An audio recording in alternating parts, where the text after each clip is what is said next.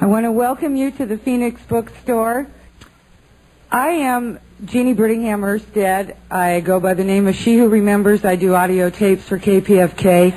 And I was thinking how I wanted to introduce Terence.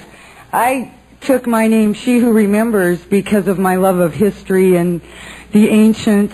And there was a wonderful book about the ancient Anasazi Indians called She Who Remembers. Well, in Terence's tribe, he's got to be he who remembers. And I told my kids I was going to see a wonderful storyteller tonight. So I'd like you to all help me in welcoming Terence Mckenna.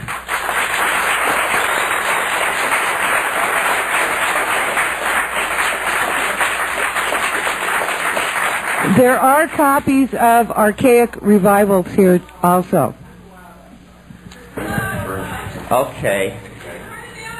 We'll wake up the world. Well, it's a pleasure to be here. If this is Friday, this must be Santa Monica. It's sort of been that kind of a week. I'm humbled and amazed to see so many people turned out for this. And basically, I'm here to promote a new book of mine called Food of the Gods, from Bantam, and I understand that there are also here tonight copies of the Archaic Revival, which is technically not released yet, so you can be well ahead of the curve if you get a copy of that, because I don't think it will be generally released for about 3 weeks. So let me just say a little bit about this book that I've been working on for a couple of years, and then we can talk about it for a half hour or so, and then I'll sign copies for the hardcore, so to speak. What I wanted to do with this book, The Food of the Gods, was I wanted to set down in as careful and as well-documented a fashion as possible the argument for looking again at the impact of psychedelic plants on human evolution, on the emergence of all of the higher qualities that we associate with our own unique species out of simple animal organization. And I wanted to do this not because I wanted to carry out some kind of academic criticism of the orthodox theory of evolution, although that was part of my intent, but really because I felt that if we could change the way we think about how psychedelics were used in the past, it would change the way we think about these things in our present situation. Many of you probably lived through a portion of the 1960s psychedelic revolution, and there psychedelic plants and experiences and drugs were presented sort of as instantaneous psychotherapy.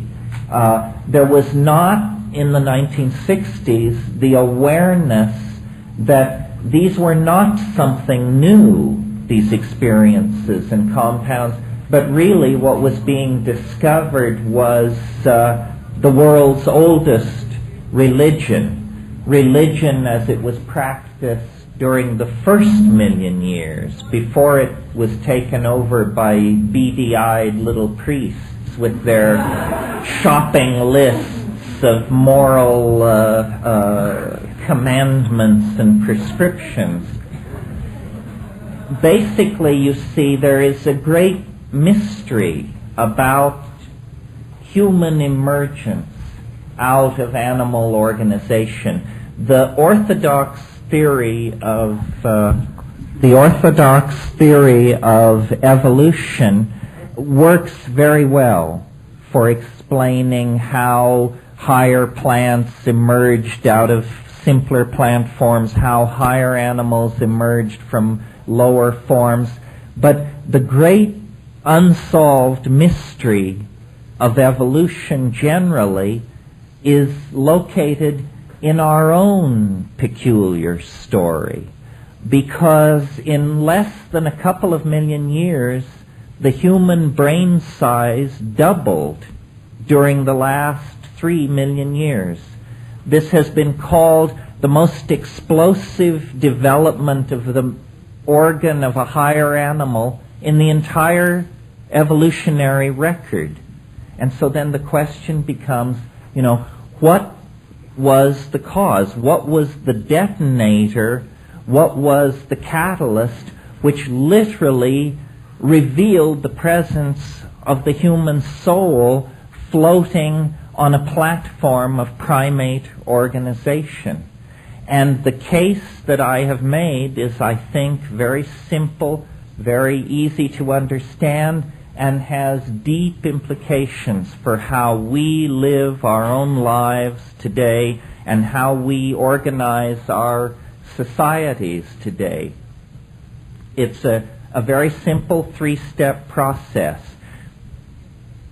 As the climaxed tropical rainforests of the cradle of humanity began to recede 1 million or so years ago in Africa, which is the cradle of the human race, our remote fruit-eating ancestors, who were perfectly happy having achieved a kind of evolutionary equilibrium in the canopies of these tropical rainforests, were forced down onto the grasslands in a situation of great evolutionary pressure.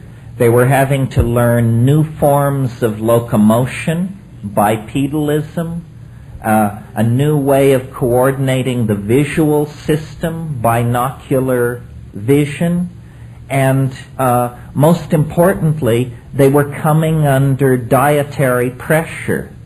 And one of the points that I make in my book very strongly is that orthodox thinking about evolution has never admitted the importance of diet into thinking about evolution. We all know that evolution proceeds through random mutation, which then meets a force called natural selection.